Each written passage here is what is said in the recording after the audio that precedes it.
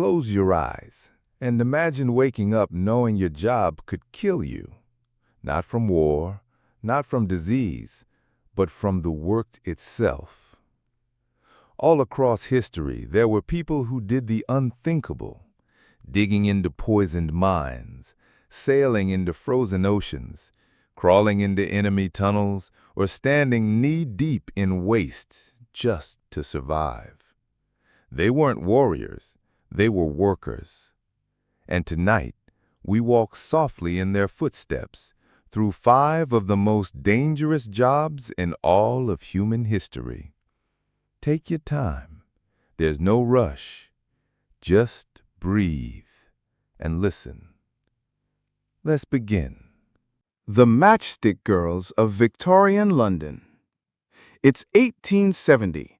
The sky over London is smudged with coal smoke and factory soot. Inside a cramped brick building, dozens of girls, some just 13 or 14, sit on wooden stools, dipping tiny matchsticks into a glowing white paste. That paste is white phosphorus. It coats their fingers. It fills the air with a sharp chemical sting. There are no gloves, no masks, only silence, broken by the soft clink of wood on tin trays. At first, the girls feel dizzy. Their jaws ache. Their gums swell. Then, their faces begin to glow faintly in the dark. That glow is their bones. Phossy jaw, they call it, a disease that eats the jawbone from the inside. The smell is unforgettable.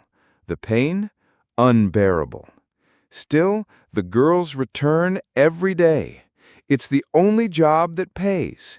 It's dangerous, but it's survival. Breathe in the foggy air. Hear the distant whistles of the city. And now we move on. Gong farmers in Tudor England. Now, we go back further. 1500s, Tudor England. It's night. The streets are silent. Torches flicker against stone walls, and beneath the ground, someone is working. The gong farmer. He climbs down into a cesspit, 30 feet deep, waist-high in human waste. He carries a wooden bucket and a small lantern. The air is thick, not just with stench, but with methane, the kind that can explode if the candle flares too high. His shovel splashes into filth. Rats scurry along the stone. His only task, empty the pit before sunrise. Because the people above, they don't want to know he exists. One wrong step, and he could drown in silence. He won't be remembered in the history books, but without him, cities would collapse under their own rot. Let's leave him to his work and rise once more. Whalers on the open sea. Now feel the cold sting of sea air. It's the early 1800s, somewhere in the Atlantic. A small boat rocks violently in icy waves. A crew of men braces themselves as a 40-ton sperm whale rises from the depths. One man raises a harpoon. The whale dives. The rope snaps taut. The boat lurches forward, dragged by sheer muscle and fury. Suddenly, the whale breaches, tail slamming against the sea, splintering wood. Men are tossed like toys. Some vanish under the waves. Those who survive still have work to do. Days of carving, slicing, and boiling whale blubber in iron pots. The smell is overwhelming, the cold unrelenting.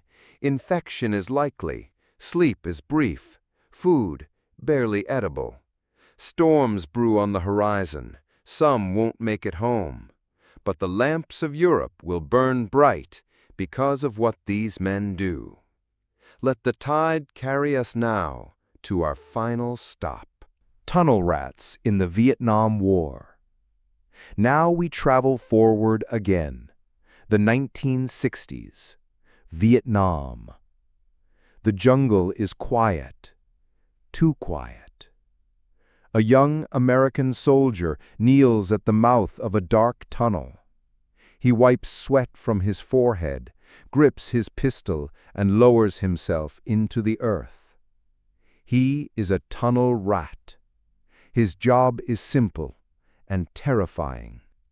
Enter Viet Cong tunnels to search, map, and clear, alone. The tunnel is no wider than his shoulders. Earth presses against his back. It's pitch black. He moves inch by inch. Tripwires, spikes, enemy fighters, scorpions, traps, claustrophobia. There is no turning back. The air is still. Even the insects go silent. Every breath is a gamble. Every sound could be the last. He crawls forward, heart pounding. His flashlight flickers. Dust fills his lungs. And still, he presses on.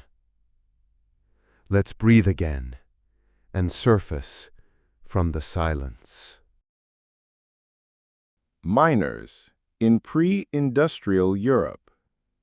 Now, let's go deep, deeper than sound, deeper than light. It's the 1500s, somewhere in the mountains of Central Europe. Boys and men descend into narrow shafts cut into the rock. Their lamps flicker, small flames strapped to leather caps. The air is dry and hot, nearly 130 degrees in some places. They work by hand, no machines, no ventilation, no maps. The dust coats their lungs. Arsenic, mercury, coal, poison in every breath. Pickaxes chip away at stone. A faint knock, then silence. A second knock, then collapse. If you die here, no one will hear you scream. If you survive, you'll return tomorrow. The average miner in these towns lived only to 28. His children, even less. And yet, they kept digging.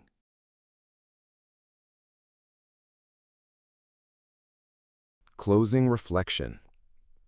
And now we return. We've seen faces glow in the dark.